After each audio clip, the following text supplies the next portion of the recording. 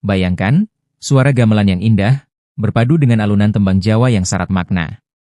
Namun siapa sangka, di balik harmoni nada itu tersembunyi sebuah misi besar, misi yang mengubah sejarah Nusantara. Siapakah sosok di balik semua ini? Dialah Sunan Bonang, sang maestro gamelan yang tak hanya memikat telinga, tapi juga menggetarkan hati umat. Tetapi, tahukah kamu, bahwa strategi dakwah Sunan Bonang ini adalah salah satu yang paling cerdas dan penuh kejutan? Bahkan banyak yang tidak menyadari betapa besarnya pengaruh beliau dalam menyebarkan Islam di Jawa. Sebelum kita mulai menguak rahasia ini, jangan lupa dukung channel ini dengan like, subscribe, dan tekan lonceng notifikasi agar kamu tidak ketinggalan kisah sejarah penuh inspirasi berikutnya. Karena satu klik dari kamu, berarti banyak untuk kami terus menghadirkan cerita-cerita bersejarah yang jarang dibahas. Bagian 1.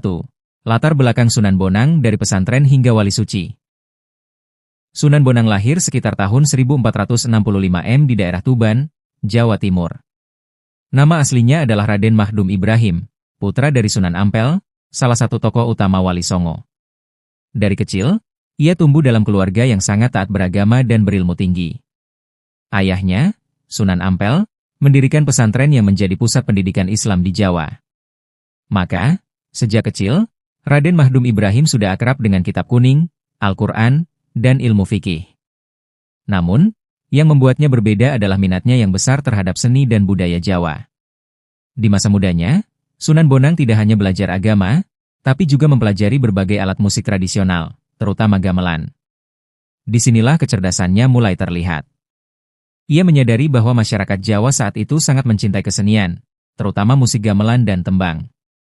Maka, ia berpikir, bagaimana jika seni ini dijadikan jembatan untuk dakwah? Bagian 2. Strategi dakwah lewat gamelan seni yang menyentuh jiwa. Inilah rahasia besar Sunan Bonang, dakwah melalui kesenian. Di masa itu, penyebaran agama tidak mudah. Masyarakat Jawa masih memegang erat kepercayaan Hindu-Buddha dan tradisi leluhur. Jika dakwah dilakukan dengan cara keras, mereka akan menolak. Tapi Sunan Bonang memilih jalan yang lembut, mengajak, bukan memaksa. Ia mulai menciptakan tembang-tembang Jawa yang syarat makna Islami, tapi tetap dengan rasa Jawa yang kuat.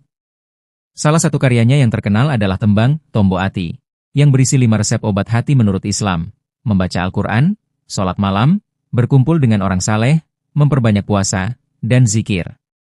Namun, Sunan Bonang tidak hanya menulis lirik. Ia juga mengatur nada gamelan agar sesuai dengan suasana dakwahnya. Nada yang indah, memikat, dan membuat orang betah mendengarkan. Melalui tembang ini, ajaran Islam masuk tanpa terasa, seolah seperti petuah bijak yang menyentuh jiwa. Bayangkan suasananya. Di tengah malam, alunan gamelan mengalir, tembang Tombo Ati dinyanyikan dengan lirih, dan masyarakat yang mendengarnya mulai bertanya-tanya.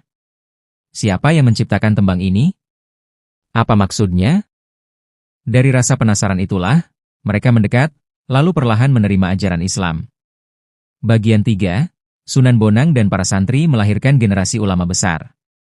Sunan Bonang bukan hanya seorang seniman, tapi juga pendidik. Ia mendirikan pesantren di Tuban dan Lasem, yang menjadi pusat penyebaran Islam di pesisir utara Jawa. Banyak santri dari berbagai daerah datang untuk belajar kepadanya. Salah satu muridnya yang terkenal adalah Sunan Kalijaga, wali yang juga dikenal dekat dengan seni budaya Jawa. Bahkan, Sunan Kalijaga banyak belajar tentang pendekatan dakwah melalui seni dari gurunya ini. Metode pengajaran Sunan Bonang unik. Ia menggabungkan ilmu agama dengan nilai budaya lokal, sehingga para santrinya paham bagaimana cara berdakwah dengan bijak. Baginya, Islam harus masuk dengan damai, menghormati adat, lalu mengisinya dengan nilai tauhid. Bagian 4. Misteri perjalanan dakwah dan wafatnya Sunan Bonang. Sunan Bonang dikenal sebagai sosok yang sederhana dan bersahaja, meskipun sangat dihormati. Ia sering berkeliling ke berbagai daerah untuk berdakwah, termasuk ke Madura dan pesisir Jawa. Namun, ada satu kisah menarik. Konon, Sunan Bonang pernah melakukan perjalanan hingga ke Kediri untuk menyebarkan Islam. Saat itu, Kediri masih kuat dengan tradisi Hindu-Buddha. Beliau tidak datang dengan membawa senjata, tapi membawa gamelan dan tembang dakwah. Cara ini membuat masyarakat terbuka dan menerima ajaran baru tanpa konflik. Tentang wafatnya, Sunan Bonang meninggal sekitar tahun 1525 M. Makamnya berada di Tuban, Jawa Timur, dan hingga kini menjadi salah satu situs ziarah populer. Namun, ada juga yang percaya bahwa beliau punya tempat persinggahan di Lasem, karena aktivitas dakwahnya yang luas. Bagian 5, Warisan Abadi Sunan Bonang. Warisan terbesar Sunan Bonang bukan hanya berupa tembang-tembang Jawa, tapi juga cara berdakwah yang santun, penuh seni, dan menghormati budaya. Ia mengajarkan bahwa agama harus disampaikan dengan kasih sayang, bukan paksaan.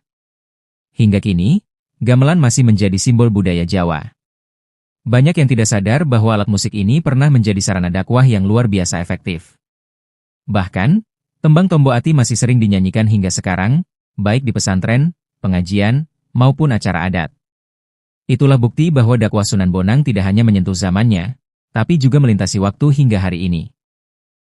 Bagian 6, Tembang-tembang Sunan Bonang yang syarat makna. Selain Tombo Ati, Sunan Bonang juga menciptakan banyak tembang lain yang penuh filosofi Islami, tapi tetap menyatu dengan budaya Jawa. Beberapa tembang bahkan mengandung pesan tauhid dan akhlak dalam bahasa yang lembut dan penuh estetika. Salah satu contoh adalah Kidung Wirid Hidayat Jati yang mengajarkan tentang keesaan Allah dan jalan menuju keselamatan hakiki. Liriknya tidak frontal mengajak orang meninggalkan tradisi, melainkan mengarahkan hati masyarakat agar perlahan mengenal ajaran Islam. Mengapa cara ini efektif? Karena tembang dan gamelan adalah bagian dari jiwa masyarakat Jawa. Mereka lebih mudah menerima ajaran baru jika dikemas dalam bentuk yang akrab dan menyentuh perasaan. Bayangkan suasananya saat itu, masyarakat berkumpul di pendopo, gamelan ditabuh dengan harmoni yang indah, lalu suara tembang melantun membawa pesan-pesan spiritual. Orang-orang tidak merasa sedang didakwahi secara kaku, melainkan seperti diajak merenung lewat seni. Inilah strategi cerdas Sunan Bonang, dakwah yang menyentuh jiwa tanpa paksaan. Tak heran jika tembang-tembang ini bertahan hingga ratusan tahun, dinyanyikan di berbagai daerah, dan menjadi warisan budaya sekaligus dakwah Islam. Bahkan sekarang, tembang-tembang tersebut sering dinyanyikan dalam pengajian dan acara budaya. Bagian 7, Filosofi dakwah Sunan Bonang yang masih relevan saat ini. Jika kita melihat lebih dalam, metode dakwah Sunan Bonang bukan hanya sejarah, tapi sebuah filosofi yang masih relevan hingga hari ini. Ia mengajarkan bahwa dakwah bukan sekadar menyampaikan pesan, tapi juga memahami siapa yang kita ajak bicara, menghormati budaya mereka, dan menggunakan pendekatan yang penuh hikmah. Sunan Bonang tidak menghapus budaya Jawa, tapi memberi makna baru pada budaya tersebut agar selaras dengan ajaran Islam. Ia menunjukkan bahwa Islam dan seni bisa berjalan beriringan tanpa saling meniadakan. Filosofi ini sangat penting di zaman modern. Banyak orang yang masih berpikir bahwa dakwah harus keras atau mengubah semuanya secara drastis. Padahal, pendekatan Sunan Bonang membuktikan bahwa kebijaksanaan, kesabaran, dan kreativitas jauh lebih kuat daripada kekerasan. Lewat gamelan, tembang, dan budaya, beliau mengajarkan Islam dengan cara yang membuat orang jatuh cinta, bukan takut. Inilah alasan mengapa ajaran Islam cepat diterima di Jawa tanpa peperangan besar, hanya dengan harmoni seni dan akhlak mulia. Hingga kini, kita masih bisa belajar dari Sunan Bonang, bagaimana menyebarkan kebaikan dengan cara yang indah, penuh seni, dan tetap membawa pesan yang murni. Penutup dan hikmahnya. Luar biasa bukan? Bagaimana seorang maestro seni mampu mengubah wajah Jawa tanpa peperangan, tanpa pertumpahan darah, hanya dengan alunan gamelan dan tembang indah?